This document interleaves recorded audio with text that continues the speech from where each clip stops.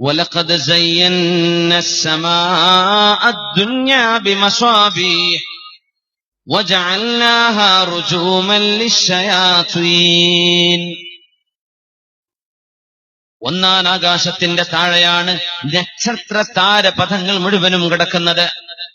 താരപഥങ്ങൾ മുഴുവൻ കിടക്കുന്നത് ഒന്നാം ആകാശത്തിന്റെ താഴെയാണ്. 2 ബില്യണിലേറെ ഗാലക്സികളുണ്ട്. ഓരോ ഗാലക്സികളിലും ബില്യണിലേറെ നക്ഷത്രങ്ങളുണ്ട്. അതെല്ലാം ഒരു നേരത്ത് പൊട്ടിത്തെറിച്ചപ്പോഴാണ് ഓരോരോ നക്ഷത്ര ലോകങ്ങളായി, ഗോളങ്ങളായി, ഗോളങ്ങൾക്ക് സാറ്റലൈറ്റുകളായി, ഉപഗോളങ്ങളായി അള്ളാഹു പടച്ചത് വലിയൊരു പൊട്ടിത്തെറിയിലൂടെയാണെന്ന ബിഗ് ബാങ് എന്ന് പറയുന്ന മഹാവിസ്ഫോടന സിദ്ധാന്തം. അല്ലാഹു പറയുന്നു,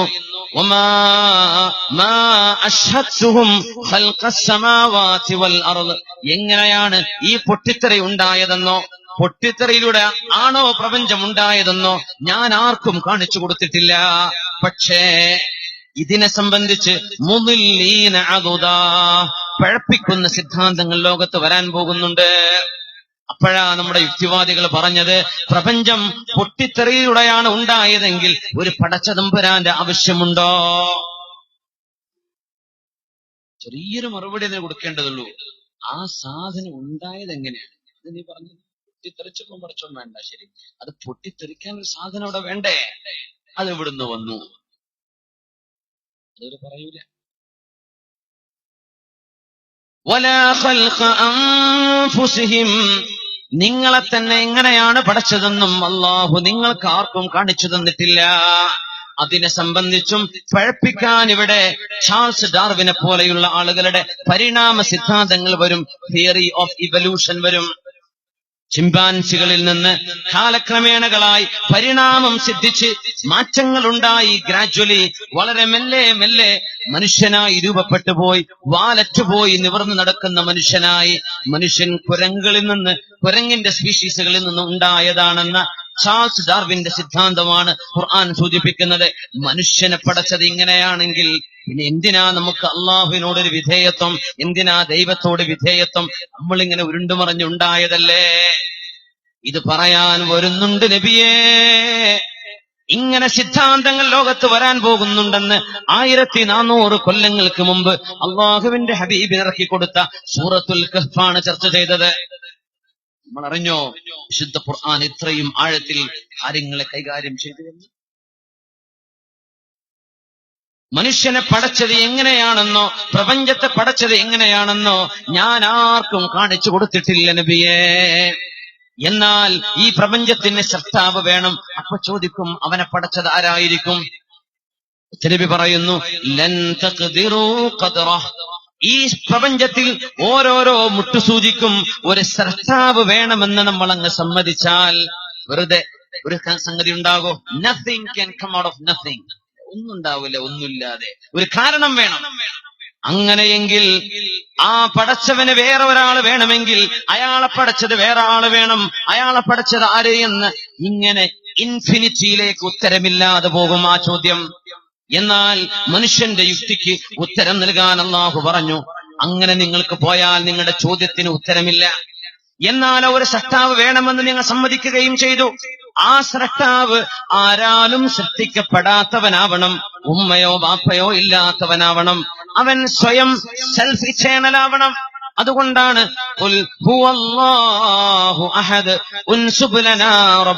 നിങ്ങളുടെ റബ്ബ് ആരാണെന്ന്, നിസ്ബ എന്താണെന്ന് പറഞ്ഞു തരൂ എന്ന് ചോദിച്ചപ്പോഴാ മുഹമ്മദ് നബിയെ, നിങ്ങളുടെ അള്ളാഹു സ്വർണം കൊണ്ടുണ്ടാക്കിയതാണോ വെള്ളി കൊണ്ടുണ്ടാക്കിയതാണോ എന്ന് ചോദിച്ചപ്പോഴാണ് അല്ല, ഖുൽ ഹുവല്ലാഹു അഹദ്, അല്ലാഹു എന്ന ഒരുവൻ ഒരേ ഒരുത്തനാണ്. അല്ലാഹു സ്വമദ്, എല്ലാവരും അവൻ ആവശ്യമുള്ളവനാണ്, അവൻ ആരെയും ആവശ്യമില്ലാത്തവനാണ്. ലം യലിദ് വലം യൂലദ്, അവനെ ആരും പ്രസവിച്ചിട്ടില്ല, അവൻ ആർക്കും ജന്മം നൽകിയിട്ടുമില്ല. യേശുക്രിസ്തുവിനെ ദൈവപുത്രനാണെന്ന് പറയല്ലേ. അള്ളാഹുവിന്റെ ശ്രേഷ്ഠനായ ഒരു ദിവ്യ പുരുഷൻ, അള്ളാഹുവിന്റെ ദിവ്യമായ വഴിപാടുകൾ സ്വീകരിക്കാൻ വന്ന ഒരു നബിയോ പ്രവാചകനോ ആണെന്ന് പറ. ദൈവപുത്രനാണെന്ന് പറയരുത്. ലം യലിദ് വലം യൂലദ് വലം യകുൽ ലഹു കുഫുവൻ അഹദ്. There is nothing comparable to Allah. ഒന്നുമേ അള്ളാഹുവിന് തുല്യനായിട്ട് ഇല്ല എന്ന ഈ ഒരു ആയത്ത് ഇറങ്ങുന്നത് അള്ളാഹു ആരാണെന്ന് പഠിപ്പിച്ചു തരാനാണ്. അള്ളാഹ് ഉമ്മയില്ല, വാപ്പയില്ല. ഒരൊറ്റ ഉദാഹരണം, ഒരു പുരുഷൻ പ്രസവിച്ചു എന്ന് പറഞ്ഞാൽ, നമ്മുടെ കൂട്ടത്തിലെ ഒരു ഇബ്രാഹിം അല്ലെങ്കിൽ ഒരു അബ്ദുള്ള പ്രസവിച്ചു എന്ന് പറഞ്ഞാൽ നമ്മൾ ആരും ചോദിക്കൂല കുട്ടി ആണാണോ പെണ്ണാണോ ചോദിക്കോ? എന്തുകൊണ്ട് ചോദിക്കൂല? അത് പ്രസവിക്കൂല നമ്മൾ വിചാരിച്ചു ഉറപ്പിച്ചു വെച്ചു, ആണ് പ്രസവിക്കൂല. പുരുഷനാണെങ്കിൽ പ്രസവിക്കൂല. ഇതെവിടുന്ന് കിട്ടി? അങ്ങനെ എന്നാ പ്രസവിച്ചൂടെ? ഇല്ല, പറ്റില്ല. അത് നമ്മൾ എങ്ങനെ മനസ്സിലാക്കുന്നു? ഒരു പുരുഷനാണെങ്കിൽ അവനെ പ്രസവിക്കാൻ പറ്റൂല എന്നാ ഞാൻ മനസ്സിലാക്കുക. ഒരു സൃഷ്ടാവാണെങ്കിൽ അവൻ ആരാലും സൃഷ്ടിക്കപ്പെടാത്തവനാവണം, അപ്പോഴേ സൃഷ്ടാവാകും. ഇത്രയുള്ള വിഷയം. ഇത് പഠിപ്പിക്കാനാണ് 1000-ലേറെ ആയത്തുകളിൽ അള്ളാഹു തൗഹീദ് ചർച്ച ചെയ്തത്. വിശുദ്ധ ഖുർആനിൽ 1200-ഓളം ആയത്തുകളിൽ ഖുർആനിന്റെ ചർച്ച ശാസ്ത്രീയ വിഷയങ്ങളാണ്. 1000 ആയത്തുകൾ വേറെ ചർച്ച വന്നത് പരലോകം പഠിപ്പിക്കാനാ, മരണത്തിന് ശേഷം നിങ്ങൾക്ക് ജീവിതമുണ്ടെന്ന് പഠിപ്പിച്ചു തരാനാണ്. മുത്തനബി തങ്ങൾ ചോദിച്ചു സ്വഹാബികളോട്, ഇമാം തുർമുദി തങ്ങൾ ഉദ്ധരിച്ച ഹദീസാണത്. ചോദിച്ചു, നിങ്ങൾക്കറിയുമോ ഭൂമിയിൽ നിന്ന് 1-ാം ആകാശത്തേക്ക് എത്ര ദൂരണ്ട് എന്ന്? ചോദ്യല്ലേ? ഭൂമി അന്ന് ആസ്ട്രോണമി പഠിപ്പിക്കുക റസൂലുള്ളാഹി സ്വല്ലല്ലാഹു അലൈഹി വസല്ലം. ചിന്തിക്കാൻ വേണ്ടി പറയാൻ, അങ്ങനെ ഒരു ലോകമുണ്ടോ? ഈ നക്ഷത്രങ്ങളുടെ അറ്റങ്ങളിലേക്ക് പോവാൻ യാത്ര ചെയ്യേ. അല്ലാഹു വറസൂലുഹു അലം, ഞങ്ങൾക്കറിയില്ല നബിയേ, ഞങ്ങൾക്കറിയില്ല.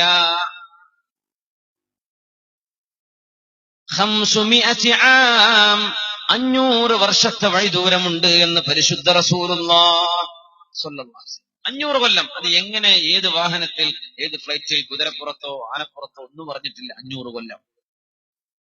1-ൽ നിന്ന് 2-ലേക്ക്, 1-ാം ആകാശത്ത് നിന്ന് 2-ാം ആകാശത്തേക്ക് എത്രയുണ്ടെന്നറിയുമോ?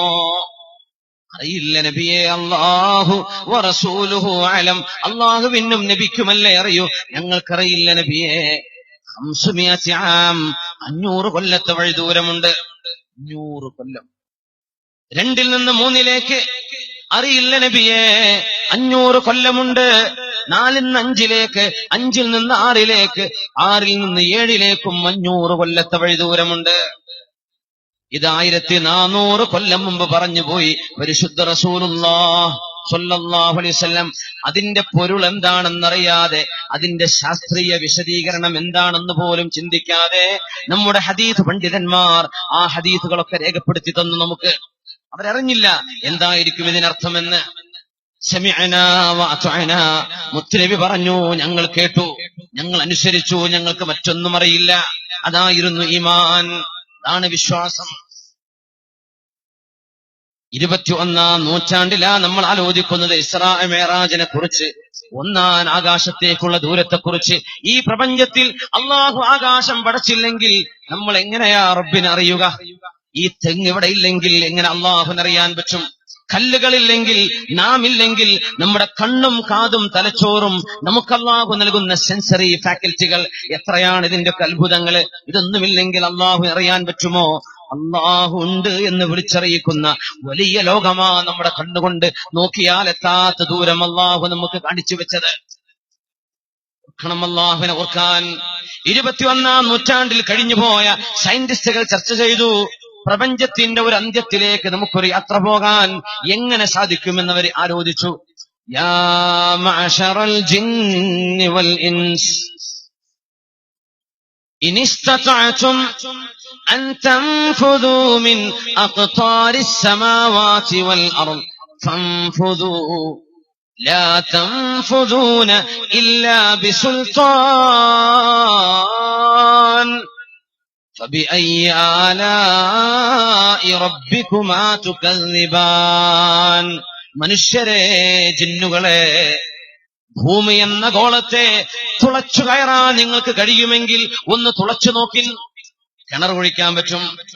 16 കിലോമീറ്റർ വരെ ഭൂമിയിലേക്ക് നമുക്ക് കുഴിക്കാൻ പറ്റിയിട്ടുണ്ട്. എന്നാൽ ഒരറ്റത്ത് നിന്ന് കുഴിച്ചിട്ട് അടുത്ത അറ്റത്തേക്ക് നമ്മളിവിടെ നിന്ന് ഈ കൊല്ലത്തെ കൊല്ലൂർ വിളയിൽ നിന്നൊരു തുള തുളച്ചിട്ട് അങ്ങ് താഴേക്ക് നോർത്ത് അമേരിക്കയിലേക്കോ അല്ലെങ്കിൽ ആർട്ടിക്കയിലേക്കോ അന്റാർട്ടിക്കയിലേക്കോ ചേരുന്ന ഒരു തുളയങ്ങ് തുളച്ച് ദ്വാരമുണ്ടാക്കാൻ കഴിയുമോ? അള്ളാഹു ചോദിച്ചു, നിങ്ങൾക്ക് കഴിയില്ല. എന്തുകൊണ്ട്? തുളക്കുന്ന മെഷീന് പോലും ആ ഇരുമ്പോ ഏത് മൂലകമെടുത്തുണ്ടാക്കിയാലും, അത് കോപ്പർ ആണെങ്കിലും ഗോൾഡ് ആണെങ്കിലും അത് എന്ത് മൂലകമാണെങ്കിലും, തുളക്കുന്ന മെഷീനറി പോലും ഉരുകി ഒലിച്ചു പോകുന്ന ചൂടുള്ള സാധനം ഭൂമിക്കുള്ളിൽ അല്ലാഹു വെച്ചിട്ടുണ്ട്. തുളക്കാൻ കഴിയില്ല. നിങ്ങളുടെ മെഷീനൊക്കെ കരിഞ്ഞു. ഈ പ്രപഞ്ചത്തിന്റെ പരിധിയെ വിട്ടുകിടക്കാൻ നിങ്ങളെ കൊണ്ടാവുമോ? നിങ്ങളെ കൊണ്ടാവില്ല. അതിനധികാരസ്ഥനായ അല്ലാഹു ആർക്ക് സൗകര്യം കൊടുക്കുന്നുവോ അവർക്കേ കഴിയുകയുള്ളൂ. അത് ലഭിച്ചത് ഒരാൾക്ക് മാത്രമാണ്, റഹ്മത്തുൽ ആലമീൻ മുഹമ്മദ് റസൂലുള്ളാഹ് സ്വല്ലല്ലാഹു അലൈഹി വസല്ലം. അതാണ് സുബ്ഹാനല്ലദീ അസ്റാ ബിഅബ്ദിഹി ലൈലൻ മിനൽ മസ്ജിദിൽ ഹറാം ഇലൽ മസ്ജിദിൽ അഖ്സാ എന്ന ഇസ്റാഇന്റെയും മിഅ്റാജിന്റെയും ചരിത്രം പറഞ്ഞ ഭാഗത്ത് സുബ്ഹാന, അല്ലാഹു പരിശുദ്ധനാണ്. സ്വല്ലു അലൻ നബി മുഹമ്മദിൻ വആലിഹി. അല്ലാഹുമ്മ സ്വല്ലി അലാ سيدنا محمد وعلى آل سيدنا محمد وبارك وسلم عليه.